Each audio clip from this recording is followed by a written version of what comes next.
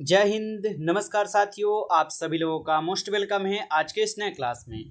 साथियों, आज के इस क्लास में हम सभी लोग जो है पढ़ने वाले हैं बीएसएससी कार्यालय परिचारी भर्ती 2025 के एग्जाम के लिए मोस्ट इम्पोर्टेंट प्रीवियस ईयर के क्वेश्चन को, जो कि साथियों आपके बीएसएससी कार्यालय परिचारी भर्ती 2025 के एग्जाम के लिए काफ़ी इम्पोर्टेंट है। तो आप सभी लोग जो इस क्लास को बिल्कुल अच्छी तरीके से लास्ट तक देखिएगा और इस क्लास में दिए जाने वाले सभी प्रश्नों को आप अच्छी तरीके से ज़रूर याद कर लीजिएगा, जिससे कि आप लोग जो अपने एग्जाम में सभी क्वेश्चन को आसानी तरीके से बना पाएंगे। तो चलिए साथियों, क्लास को स्टार्ट करते हैं। उनसे पहले यदि आप इस चैनल पे पहली बार जुड़े हैं तो आप जो इस चैनल को सब्सक्राइब कर लीजिए और सब्सक्राइब करके आप ऑल नोटिफिकेशन को ऑल पे दबा लीजिए, ताकि जब भी क्लास स्टार्ट हो सबसे पहले क्लास का नोटिफिकेशन आपके पास पहुंच सके। तो चैनल पे पहली बार यदि आप जुड़े हैं तो आप इस चैनल को सब्सक्राइब कर लीजिए, साथ ही साथ आप जो इस क्लास को लाइक ज़रूर कर लीजिएगा। तो चलिए क्लास को स्टार्ट करते हैं और देखिए क्वेश्चन क्या दिया गया है। क्वेश्चन है कि विधानसभा में सदस्यों की संख्या अधिकतम कितनी हो सकती है। साथियों, ये सभी क्वेश्चन काफ़ी इंपॉर्टेंट और सिलेक्टेड क्वेश्चन हैं, जिससे कि आपके पेपर में साथियों ये सभी क्वेश्चन आपको 100% देखने को मिलेंगे। अच्छे से आप इनको याद कर लीजिएगा।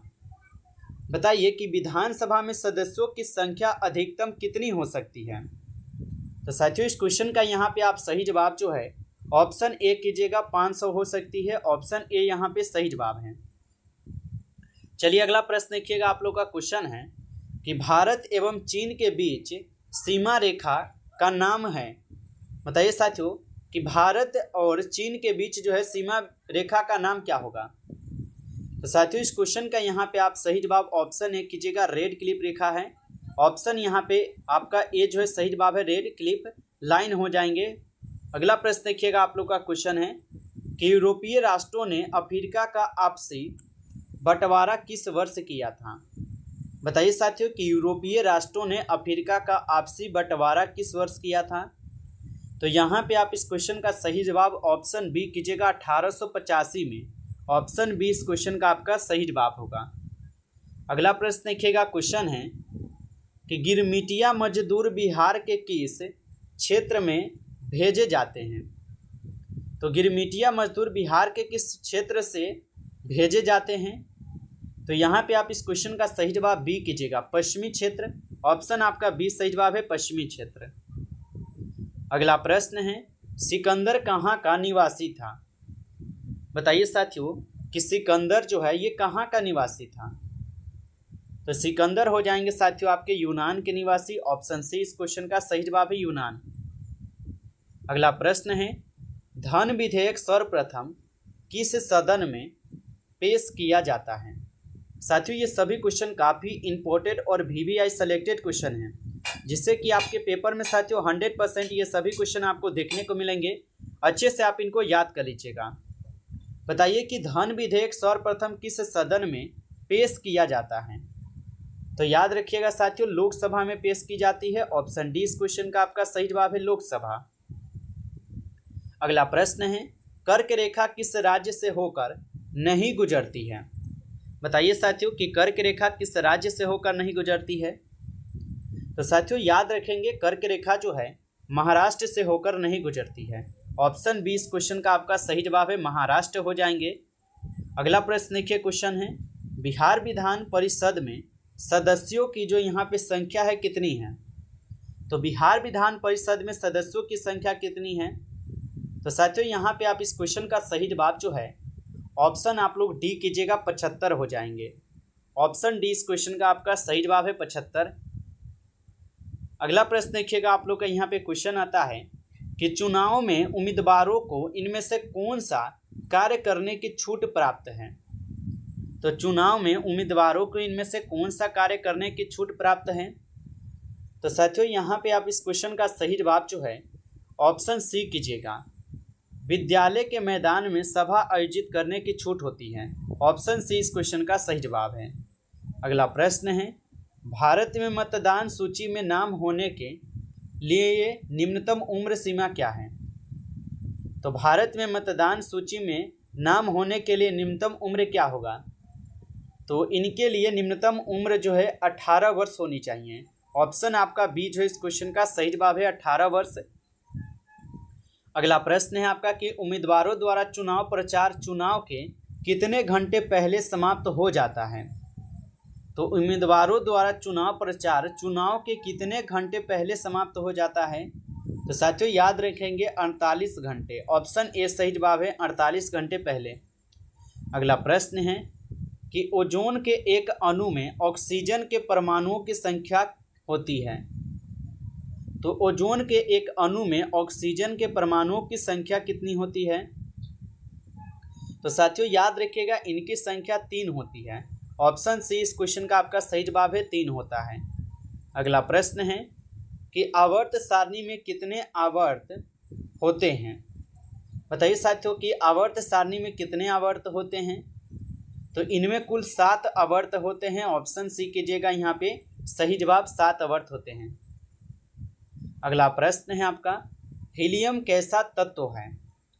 साथियों अभी तक आप जो इस क्लास को लाइक नहीं किए हैं तो आप इस क्लास को साथियों एक बार ज़्यादा से ज़्यादा लाइक कर लीजिए।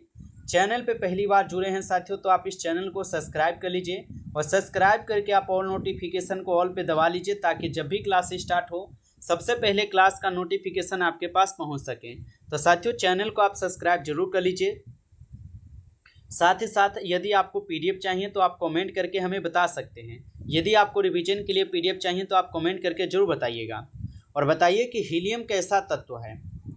तो हीलियम साथियों अक्रिय तत्व है। ऑप्शन ए लगाए हैं तो आपका सही जवाब है अक्रिय है। अगला प्रश्न देखिए, क्वेश्चन है कि चुनाव आयोग के सदस्यों का यहाँ पे कार्यकाल क्या होता है। तो चुनाव आयोग के सदस्यों का जो कार्यकाल होता है क्या है। तो इस क्वेश्चन का आप सही जवाब सी यहाँ पे लगाएंगे, 62 वर्ष हो जाएंगे। ऑप्शन यहाँ पे सी सही जवाब है, 62 वर्ष हो जाएंगे। चलिए अगला प्रश्न देखिए, क्वेश्चन है, क्वेश्चन दिया गया है कि मुख्य चुनाव आयुक्त की नियुक्ति कौन करता है। बताइए साथियों कि मुख्य चुनाव आयुक्त की नियुक्ति जो है ना कौन करता है। तो साथियों आप बताएंगे राष्ट्रपति जो मुख्य चुनाव आयुक्त की नियुक्ति करते हैं, याद रखेंगे। अगला प्रश्न है आप लोगों का कि सिंधु नदी का बहाव किस दिशा में है। बताइए साथियों कि सिंधु नदी का बहाव जो है ये किस दिशा में होगा। तो याद रखिएगा सिंधु नदी का बहाव जो है उत्तर से दक्षिण दिशा में है। ऑप्शन बी आपका सही जवाब है, उत्तर से दक्षिण होगा। अगला प्रश्न देखिए, क्वेश्चन है पाकिस्तान में परमाणु शक्ति उत्पादन केंद्र कहाँ स्थित है। तो पाकिस्तान में परमाणु शक्ति उत्पादन केंद्र कहाँ पर स्थित है। तो आप जो इस क्वेश्चन का यहाँ पे सही जवाब ऑप्शन यहाँ पे बी कीजिएगा। ऑप्शन यहाँ पे आपका बी इस क्वेश्चन का सही जवाब हो जाएंगे। अगला प्रश्न देखिए, क्वेश्चन है एशिया की सबसे बड़ी चीनी मिल कहाँ स्थित है। बताइए साथियों कि एशिया की सबसे बड़ी मिल चीनी मिल कहाँ पे स्थित है। तो आप जो इस क्वेश्चन का सही जवाब ऑप्शन ए कीजिएगा, मारदान में है। ऑप्शन ए सही जवाब है, मारदान में। अगला प्रश्न देखिए, क्वेश्चन है पाकिस्तान का कौन सा स्थान दरी बनाने के लिए प्रसिद्ध है। तो पाकिस्तान का कौन सा स्थान है जो दरी बनाने के लिए प्रसिद्ध हो जाएंगे। तो साथियों यहाँ पे आप इस क्वेश्चन का सही जवाब जो है ऑप्शन यहाँ पे आप लोग बी कीजिएगा, शिकारपुर हो जाएंगे। ऑप्शन बी आपका सही जवाब है, शिकारपुर। अगला प्रश्न है कि खैरकपुर किससे सामान बनाने के लिए प्रसिद्ध है। तो खैरकपुर किससे सामान बनाने के लिए प्रसिद्ध हो जाएंगे। तो खैरकपुर हो जाएंगे चमड़ा के सामान बनाने के लिए प्रसिद्ध। ऑप्शन सी सही जवाब है। अगला प्रश्न है निम्नलिखित में से कौन सा पदार्थ पाकिस्तान के प्रमुख निर्यात में शामिल है।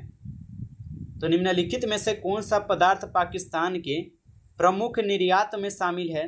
तो आप जो इस क्वेश्चन का सही जवाब ऑप्शन डी करेंगे। ऑप्शन डी हो जाएंगे, इनमें से सभी में हो जाएगा। अगला प्रश्न देखिए, क्वेश्चन है जब लोग स्वयं शासन में भाग लेते हैं तो ऐसी शासन व्यवस्था को कहते हैं। तो जब लोग स्वयं शासन में भाग लेते हैं तो ऐसी शासन व्यवस्था को क्या कहते हैं।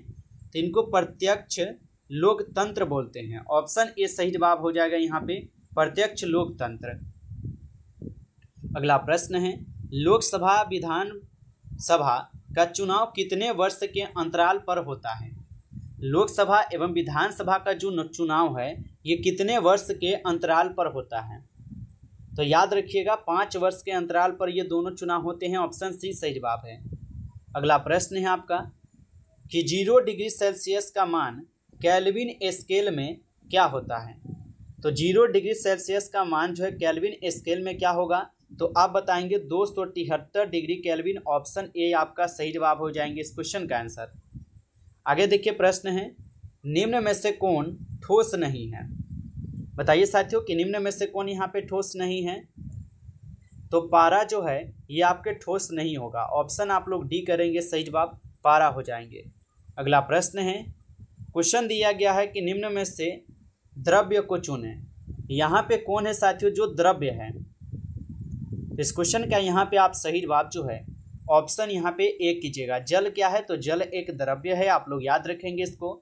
अगला प्रश्न है आपका कि प्रथम विश्व युद्ध की समाप्ति के बाद किसके द्वारा यूरोप की अवस्था को पुनः जीवित करने का प्रयास किया गया। तो प्रथम विश्व युद्ध की समाप्ति के बाद किसके द्वारा यूरोप की अवस्था को पुनः जीवित करने का प्रयास किया गया। तो साथियों अमेरिका को किए गए। ऑप्शन सी सही जवाब है, अमेरिका। अगला प्रश्न है कि यहाँ पे स्वराज दल के अध्यक्ष कौन है। बताइए साथियों कि स्वराज दल के अध्यक्ष कौन थे। तो स्वराज दल के अध्यक्ष थे साथियों आपके मोतीलाल नेहरू। ऑप्शन बी कीजिएगा इस क्वेश्चन का यहाँ पे आप सही जवाब मोतीलाल नेहरू हो जाएंगे। चलिए अगला प्रश्न देखिएगा। अगला प्रश्न है आपका यहाँ पे कि किस तिथि को पूर्ण स्वतंत्रता दिवस घोषित किया गया था। बताइए साथियों कि किस तिथि को पूर्ण स्वतंत्रता दिवस घोषित किया गया। तो 26 जनवरी 1930 को जो है पूर्ण स्वतंत्रता दिवस साथियों घोषित किए गए थे। आप लोग इनको याद रखेंगे। नमस्कार साथियों, इस क्लास में कुल 30 क्वेश्चन थे जो कि काफ़ी इंपॉर्टेंट और सिलेक्टेड क्वेश्चन थे ये सभी क्वेश्चन। साथियों यदि आपको ये क्लास अच्छा लगा हो तो आप इस क्लास को ज़्यादा से ज़्यादा लाइक कर लीजिएगा।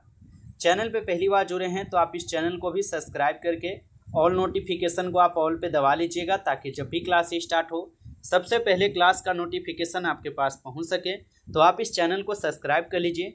साथ ही साथ यदि आपको पीडीएफ चाहिए तो आप कमेंट करके हमें कमेंट में ज़रूर बताइएगा। चलिए फिर मिलते हैं आपसे एक नई टॉपिक के साथ नेक्स्ट क्लास में।